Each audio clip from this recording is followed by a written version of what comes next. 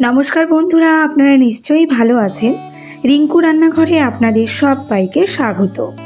বন্ধুরা, এত গরমে যেসব খাবার আমাদের শরীর ঠান্ডা রাখে এবং সাথে হেলদিও বটে, সেরকম একটি ঘরোয়া রান্না সজনে ডাঁটার তরকারি আজ আমি আপনাদের করে দেখাবো।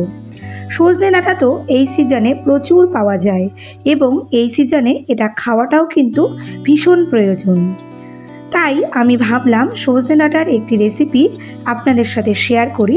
আশা করি আপনাদের রেসিপিটি ভীষণই ভালো লাগবে, তাই ভিডিওটি শেষ পর্যন্ত দেখার অনুরোধ রইল। এখানে আমি 350 গ্রাম সজনে ডাঁটা নিয়েছি। এখন এগুলো এক এক করে কেটে নেব। প্রথমে ধীরে ধীরে ডাঁটা থেকে আঁশ ছাড়িয়ে নিয়েছি। সজনে ডাঁটাগুলো একটু শুকিয়ে গেছে বলে আমার আঁশ ছাড়াতে একটু সময় লেগেছে। আঁশ ছাড়িয়ে এরপর ছোট ছোট পিস করে নিচ্ছি।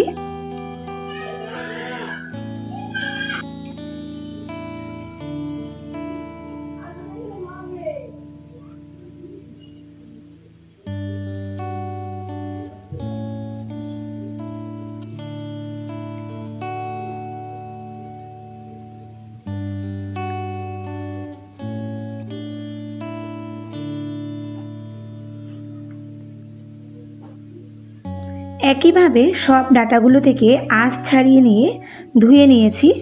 এখন এতে যা দেব তা হলো কয়েকটা উচ্ছে। উচ্ছেগুলো এখন কেটে নিচ্ছি।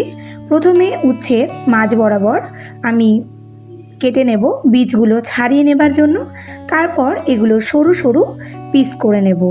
বন্ধুরা, আপনারা তো কম বেশি সকলেই জানেন সজনে ডাঁটা যেমন শরীর থেকে পক্সের জীবাণু ধ্বংস করে, তেমনি উচ্ছে ব্লাড পিউরিফাই করে স্কিন ডিজিজ থেকে আমাদের শরীরকে রক্ষা করে। এরকমই আরও অনেক দিক থেকে আমাদের শরীরকে রক্ষা করে সজনে ডাঁটা ও উচ্ছে। তাই আমাদের রোজকার খাদ্য তালিকায় উচ্ছে বা সজনে ডাঁটা রাখা কিন্তু অতি অবশ্যই প্রয়োজন।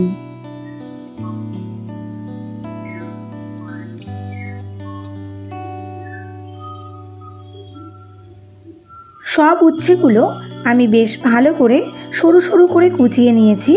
এখন এতে যা দেব তা হলো একটা আলু। আলুর খোসাটা আমি আগে থেকেই ছাড়িয়ে নিয়ে এখন পাতলা পাতলা করে কেটে নেব, যাতে সজনে ডাঁটা এবং উচ্ছের সাথে খুব ভালোভাবে মিশে সেদ্ধ হয়ে যায়। সব সবজিগুলো কেটে ভালো করে ধুয়ে নিয়েছি।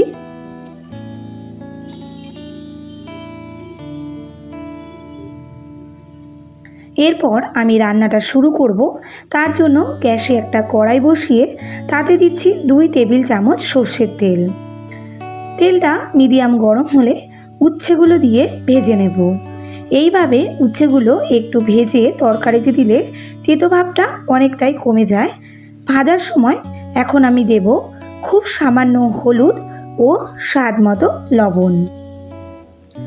আপনাদের যদি তেতোতে কোনো সমস্যা না থাকে তবে না ভেজেও এটা দিতে পারেন, তবে সামান্য একটু ভেজে দিলে তরকারির স্বাদের কিন্তু অনেকটাই পরিবর্তন হয়।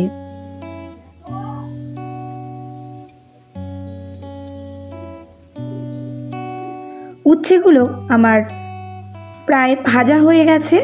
এখন এটা একটা আলাদা পাত্রে আমি নামিয়ে নেব।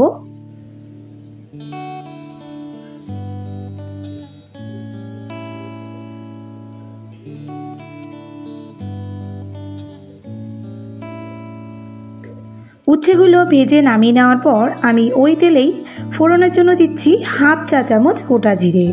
ফোড়নটা ভালো করে ভেজে নেব। বেশ সুন্দর একটা গন্ধ ছাড়লে তারপর আমি এর মধ্যে কেটে রাখা আলুগুলো দিয়ে দেব।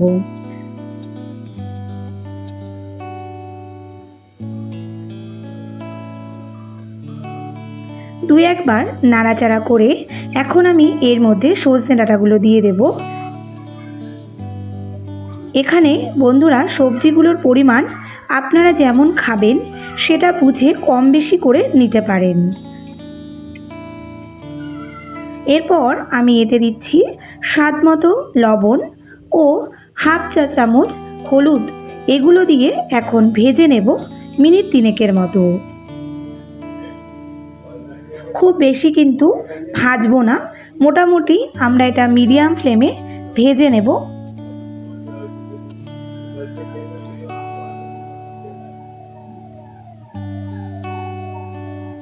মিনিট 3 পর আমি এতে দিচ্ছি 500 ml এর মতো জল। ঝোল যেমন আমি রাখবো সেটা বুঝেই এখানে আমি জলটা দিয়েছি।